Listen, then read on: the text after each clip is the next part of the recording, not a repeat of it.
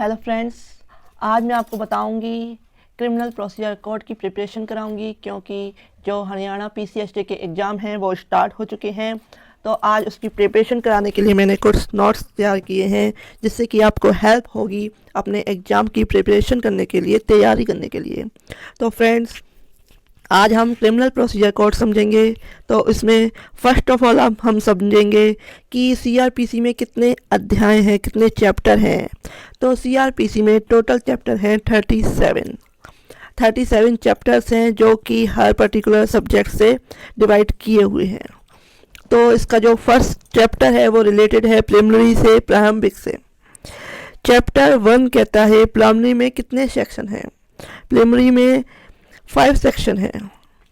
अब 5 सेक्शन में सेक्शन 1 कहता है short title, extent and commencement, जो संक्षिप्त नाम, प्रारंभ एंड विस्तार।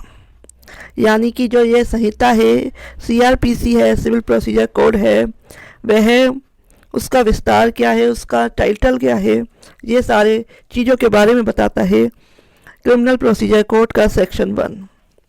सेक्शन 1 जो सीआरपीसी है वह है एक प्रोसीजर लॉ, प्रक्रिया विधि। यानी कि जो सीआरपीसी है, दिस एक्ट में be called criminal procedure code 1973। यह है दंड प्रक्रिया संहिता 1973 कहलाता है। इसका जो नाम है 1973 है criminal procedure code. Criminal procedure code कब लागू हुआ? तो यह लागू हुआ है 1 अप्रैल 1974 को, यानी कि 1 अप्रैल 1974 को। इसका विस्तार कहाँ तक है? इसका विस्तार कुछ पर्टिकुलर स्टेट को छोड़कर संपूर्ण भारत पर है, होल ऑफ इंडिया पर है। परंतु यदि स्टेट गवर्नमेंट चाहे, राज्य सरकार चाहे, तो वह एक नोटिफिकेशन जारी करके इसे अन्य राज्यों पे भी, अन्य स्टेट पे भी लागू कर सकती है, अप्लाई करवा सकती है। अब आते हैं सेक्शन 2। सेक्शन 2 क्या कहता है? सेक्शन 2 है सीआरपीसी का डेफिनेशंस दी हुई हैं इसमें, कि डेफिनेशंस का मीनिंग क्या होता है। किसी पर्टिकुलर शब्द को स्पष्ट करना, डिफाइन करना कि वह शब्द क्या कहता है, वो है डेफिनेशंस। डेफिनेशन 1 में हम आते हैं, वो है वेलेबल ऑफेंस, जमानती अपराध, जो फर्स्ट शेड्यूल में वेलेबल के रूप में, जमानती के रूप में बताया गया है। और जो वेलेबल नहीं है, जो अपराध वेलेबल नहीं है, जिसकी जमानत नहीं हो सकती, वो क्या है? Non वेलेबल offence. तो वेलेबल और नॉन वेलेबल ये है फर्स्ट शेड्यूल में डिफाइन किया हुआ है। अब आते हैं कॉग्निजेबल ऑफेंस। इसमें आपको इम्पोर्टेंट जो भी डेफिनेशंस है वो बता रही हूँ। अगर आपको किसी और पर्टिकुलर डेफिनेशन को समझना है तो आप कमेंट बॉक्स में, मेरी वीडियो के कमेंट बॉक्स में आप लिख सकते हैं। कॉग्निजेबल ऑफेंस क्या है? कॉग्निजेबल ऑफेंस संज्ञेय अपराध means according to the first schedule. Cognizable offence से ऐसा अपराध या मामला जिसमें police officer arrest without warrant, यानी कि बिना वारंट के किसी को गिरफ्तार कर सकता है, वह है cognizable offence. Non cognizable offence क्या है? नॉन कॉग्निजेबल ऑफेंस है जिसमें जो पुलिस अधिकारी है, पुलिस ऑफिसर है, वह किसी व्यक्ति को वारंट के बिना गिरफ्तार नहीं कर सकता। कॉग्निजेबल में कर सकता है गिरफ्तार, और नॉन कॉग्निजेबल में गिरफ्तार नहीं कर सकता। तो ये है कॉग्निजेबल ऑफेंस की डेफिनेशन। जो थर्ड है वह है कंप्लेंट, यानी कि परिवाद का क्या अर्थ है।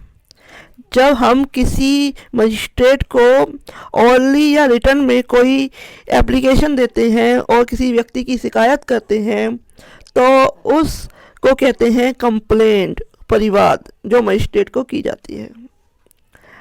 जो 4th नंबर है वह है इंक्वायरी। इंक्वायरी क्या है? इंक्वायरी और इन्वेस्टिगेशन में क्या अंतर है? इंक्वायरी को कहते हैं हिंदी में जांच। जांच जो मजिस्ट्रेट या न्यायालय द्वारा कराई जाए, जो मजिस्ट्रेट और कोर्ट के द्वारा कराई जाती है, वह जांच कहलाती है। इन्वेस्टिगेशन क्या होती है? इन्वेस्टिगेशन मीन्स पुलिस या किसी अधिकारी द्वारा साक्ष्य को एकत्र करना, एविडेंस कलेक्ट करना, ऐसी प्रोसीडिंग्स को कहते हैं इन्वेस्टिगेशन। अब आते हैं नेक्स्ट पे, जो है officer in charge of a police station, यानी कि पुलिस थाने का बाल साधक अधिकारी क्या होता है। Police officer in a police station, जो पुलिस थाने का इंचार्ज लिए होता है, यानी कि जो हेड होता है किसी थाने का, उसे कहते हैं officer in charge of a police station. अब आप नेक्स्ट पे आते हैं कि विक्टिम। विक्टिम क्या होता है, उसकी क्या डेफिनेशन है। विक्टिम हिंदी में इसको पीड़ित कहते हैं। पीड़ित व्यक्ति वह होता है जिस व्यक्ति को कोई लॉस या हानि, क्षति या लॉस हुआ है किसी कार्य से, यानी कि किसी ने उसको हर्ट किया है, कोई इंजरी की है या उसका कोई लॉस किया है, तो उस व्यक्ति को कहते हैं विक्टिम, पीड़ित। अब आते हैं, मैंने ये इंपॉर्टेंट डेफिनेशंस आपको क्लियर कर दी। अगर कोई डाउट है, कोई डेफिनेशन आप समझना चाहते हैं तो कमेंट पे ज़रूर लिखें। नेक्स्ट आता है CRPC का सेक्शन 3 कहता है construction of references. In this code any references without any qualifying word, यदि कोई स्पेसिफिक वर्ड यानी कि नहीं बताया गया है तो उसमें जो रेफरेंसेज है वह दिए गए हैं कोर्ट्स के द्वारा, तो उसमें अगर वह मैट्रिमोनियल एरिया से रिलेटेड है, उसके बाहर का है, तो जुडिकल मजिस्ट्रेट उस रेफरेंस को एक्सेप्ट करेगा। और अगर वह महानगर क्षेत्र के अंदर का है, मेट्रोपॉलिटन एरिया के अंदर का है, तो उस केस में जो महानगर मजिस्ट्रेट है वो उस रेफरेंस निर्देश को हैंडल करेगा। तो सेक्शन 4 क्या कहता है। सेक्शन 4 कहता है trial of offences under the Indian penal code and other law, यानी कि भारतीय दंड संहिता और अन्य विधियों के अधीन अपराधों का विचारण। इस सेक्शन में बताया गया है कि यदि कोई अपराध, सब अपराधों का जो अन्वेषण है, इन्वेस्टिगेशन है, इंक्वायरी है या ट्रायल है वह, या इससे कोई अदर प्रोसीजर है, इससे संबंधित सभी कार्रवाइयाँ उसमें उसके पश्चात अंतर्विष्ट उपबंधों के अनुसार की जाएंगी, यानी कि इस कोड के अकॉर्डिंग ही सारी प्रोसीडिंग्स की जाएंगी। ये कहता है सेक्शन 4। सेक्शन 5। सेक्शन 5 कहता है, सेक्शन 5 बताता है सेविंग्स, व्यावृत्तियाँ क्या हैं इस कोड में। इस संहिता की कोई बात जहाँ कोई स्पेशल प्रोविजन नहीं है, इस कोड में जो वह लोकल या स्पेशल लॉ है तो उसकी विशेष प्रक्रिया पर कोई इफेक्ट नहीं डालेगी, कोई प्रभाव नहीं डालेगी। मीन्स अगर कोई प्रोविज़न इस कोड में नहीं बनाया गया है तो उस केस में वह लोकल लॉ को इफेक्ट नहीं करेगी इस जय कोड। ये कहता है सेक्शन 5।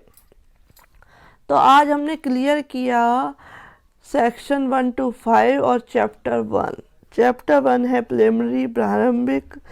तो हमने आज चैप्टर 1 क्लियर किया जिसमें 5 सेक्शन थे। तो नेक्स्ट वीडियो में मैं कोशिश करूँगी 2 या 3 वीडियो पर डे की आपको सेंड करूँ, यानी कि यूट्यूब पे डालूँ, जिससे कि आपकी प्रिपरेशन जल्दी से जल्दी हो सके, क्योंकि सिलेबस बहुत बड़ा है और टाइम बहुत कम।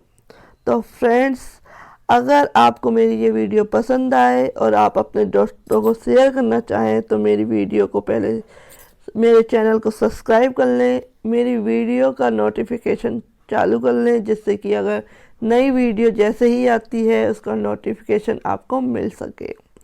और thank you for watching this video.